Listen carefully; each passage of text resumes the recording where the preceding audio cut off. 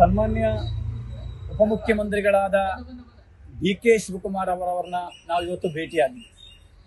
ಅತಿ ಹಿಂದುಳಿದ ಮಠಾಧೀಶರ ಮಹಾಸಭೆ ವತಿಯಿಂದ ಸನ್ಮಾನ್ಯ ಡಿ ಕೆ ಶಿವಕುಮಾರ್ ಅವರನ್ನು ಮುಖ್ಯಮಂತ್ರಿಯಾಗಿ ಮಾಡಬೇಕು ಅಂತಕ್ಕಂಥದ್ದು ಕಳೆದ 6 ತಿಂಗಳಾಗಿ ನಾವು ನಿರಂತರವಾಗಿ ಮಾತಾಡಿಕೊಂಡು ಬರ್ತಾ ಇದ್ವಿ. ಈ ವಿಷಯದಲ್ಲಿ ಹೈಕಮಾಂಡ್ ಒಂದು ಸ್ಟ್ರಾಂಗ್ ಡಿಸಿಷನ್ ತೆಗೆದುಕೊಳ್ಳಬೇಕಿತ್ತು. ಕರ್ನಾಟಕ ರಾಜ್ಯದಲ್ಲಿ 136 ಸೀಟನ್ನು ತೆಗೆದುಕೊಂಡು ಅಧಿಕಾರಕ್ಕೆ ಬರಬೇಕಾದ್ರೆ ಸನ್ಮಾನ್ಯ ಡಿ ಕೆ ಶಿವಕುಮಾರ್ ಅವರ ಪ್ರಯತ್ನ ಬಹಳ ದೊಡ್ಡ ಪ್ರಯತ್ನ ಇದೆ. ಕೆಪಿಸಿಸಿ ಅಧ್ಯಕ್ಷದ ಸ್ಥಾನವನ್ನೇ ತೆಗೆದುಕೊಳ್ಳುವ ಸಂದರ್ಭದಲ್ಲಿ ಆ ಸ್ಥಾನ ತೆಗೆದುಕೊಳ್ಳಕ್ಕೆ ಯಾರೂ ರೆಡಿ ಇದ್ದಿಲ್ಲ. ಆದರೆ ಶ್ರೀಮತಿ ಸೋನಿಯಾ ಗಾಂಧಿ ಅವರ ಮಾತಿನ ಮೇಲೆ, ಡೈರೆಕ್ಷನ್ ಮೇಲೆ ಅವರು ಕೆಪಿಸಿಸಿ ಅಧ್ಯಕ್ಷ ಸ್ಥಾನವನ್ನೇ ತೆಗೆದುಕೊಂಡ್ರು. ಅದಾದ ಮೇಲೆ ರಾಜ್ಯ ತುಂಬ ಸುತ್ತಿದರು, ಹಣ ಖರ್ಚು ಮಾಡಿದರು, ಸಮಯ ಕೊಟ್ಟರು. ಇದೆಲ್ಲ ಮಾಡಿ ಪಕ್ಷವನ್ನೇ ಅಧಿಕಾರಕ್ಕೆ ತಂದರು. ಇವತ್ತು ಸನ್ಮಾನ್ಯ ಡಿ ಕೆ ಶಿವಕುಮಾರ್ ಅವರು ಯಾವುದಾದ್ರೂ ಒಂದು ತಾಲೂಕು ಕೇಂದ್ರಕ್ಕೋ ಡಿಸ್ಟ್ರಿಕ್ಟ್ ಕೇಂದ್ರಕ್ಕೋ ಹೋದ್ರೆ ಅಲ್ಲಿ ಬರುವವರು ಜಾತಿ ನೋಡಿಕೊಂಡು ಬರೋದಿಲ್ಲ. ಅಲ್ಲಿ ಕಾಂಗ್ರೆಸ್ನ ಪಕ್ಕ ಕಾರ್ಯಕರ್ತರು ಬರ್ತಾರೆ. ಯಾಕಂದ್ರೆ ಕಾಂಗ್ರೆಸ್ಸಿನ ಪಕ್ಕ ಕಟ್ಟಾಳರಾಗಿ ಕೆಲಸ ಮಾಡ್ತಾರೆ. ಜಾತಿ ಅಂತಕ್ಕಂಥವ್ರು ಯಾವತ್ತೂ ಕೂಡ ನೋಡಿ ಬಂದವರಲ್ಲ. ಆದ್ರೆ ಇವತ್ತಿನ ವ್ಯವಸ್ಥೆಯಲ್ಲಿ ಕಾಂಗ್ರೆಸ್ ಹೈಕಮಾಂಡ್ ಏನು ಮಾತು ಕೊಟ್ಟಿದ್ದಾರೆ ಸನ್ಮಾನ್ಯ ಡಿ ಕೆ ಶಿವಕುಮಾರ್ ಅವರಿಗೆ, ಅದು ಕೂಡಲೇ ಈಡೇರಿಸಬೇಕಾಗುತ್ತೆ. ಯುಗಾದಿ ಆಗಲಿ, ಅದಾದ ಮೇಲೆ ಮಕರ ಸಂಕ್ರಾಂತಿ ಆಗಲಿ, ಅದಾದ ಮೇಲೆ ಪಂಚರಾಜ್ಯಗಳ ಚುನಾವಣೆ ಆಗಲಿ, ಇದೆಲ್ಲ ಆಗೋಯ್ತಲ್ಲ. ಯಾಕೆ ಅಪಮಾನ ಮಾಡ್ತಾ ಇದ್ರಿ?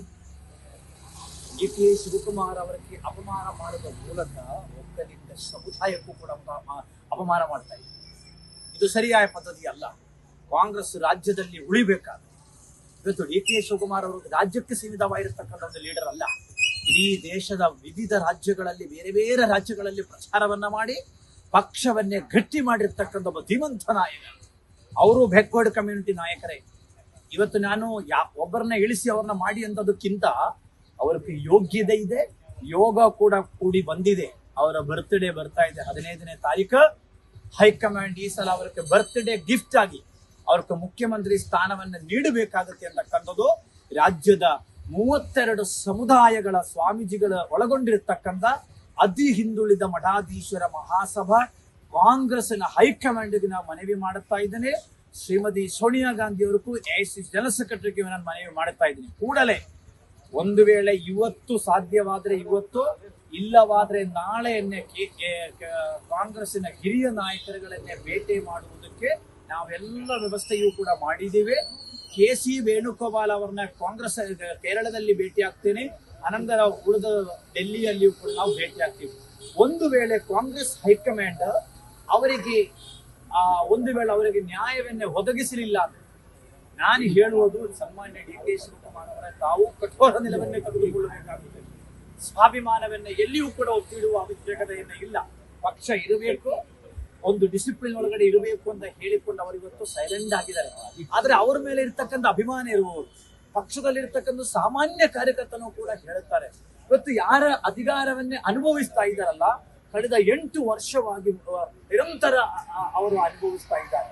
ಅದಕ್ಕೋಸ್ಕರ ನಾವು ಅತಿ ಹಿಂದುಳಿದ ಮಠಾಧೀಶರ ಮಹಾಸಭಾದಿಂದ ಮೇ 5ನೇ ತಾರೀಕು ಪೂಜ್ಯ ದೊಡ್ಡೇಂದ್ರ ಮಹಾಸ್ವಾಮೀಜಿಗಳ ನೇತೃತ್ವದಲ್ಲಿ, ವಿಶ್ವಕರ್ಮ ಸಮುದಾಯದ ಸ್ವಾಮೀಜಿಗಳ ನೇತೃತ್ವದಲ್ಲಿ ಗುಲ್ಬರ್ಗದಲ್ಲಿ ಅಲ್ಲಿ ಹುಬ್ಳಿ ಕಾಲೋನಿಯ ಅಂಬಾಭವಾನಿ ಗುಡಿಯಲ್ಲಿ ಒಂದು ಬಹಳ ದೊಡ್ಡ ಚಂಡಿಕಾ ಹೋಮವನ್ನೇ ಮಾಡ್ತಾ ಇದ್ದಾರೆ.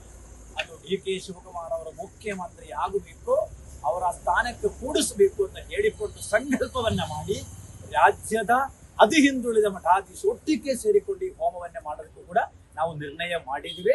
ಮತ್ತು ಉಳಿದ ವಿಷಯಗಳೆಲ್ಲ ನಾವು ಮಾನ್ಯ ಉಪಮುಖ್ಯಮಂತ್ರಿಗಳ ಜೊತೆ ಮಾತನಾಡಿದ್ದೇನೆ.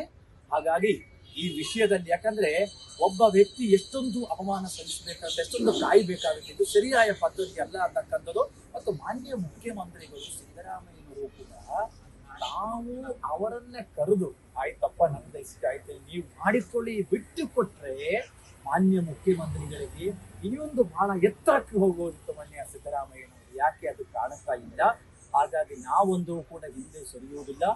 ಅರಮನೆ ಮೈದಾನದಲ್ಲಿ ಬಹಳ ದೊಡ್ಡ ಒಂದು ಬೃಹತ್ ಸಮಾವೇಶವು ಕೂಡ ಕೂಡಲೇ ಮಾಡಬೇಕು ಅಂತಕ್ಕಂಥ ವಿಚಾರ ಇವತ್ತು ನಾವು ಚರ್ಚೆಯನ್ನ ಮಾಡಿದ್ದೇವೆ. ಅದಕ್ಕೆ ಅವರು ಕೂಡ ಸಕಾರಾತ್ಮಕವಾಗಿ ಸ್ಪಂದಿಸಿದ್ದೇವೆ. ಮುಂದೆ ನಾವೇನ್ ನಿರ್ಣಯ ತೆಗೆದುಕೊಳ್ತೀವಿ.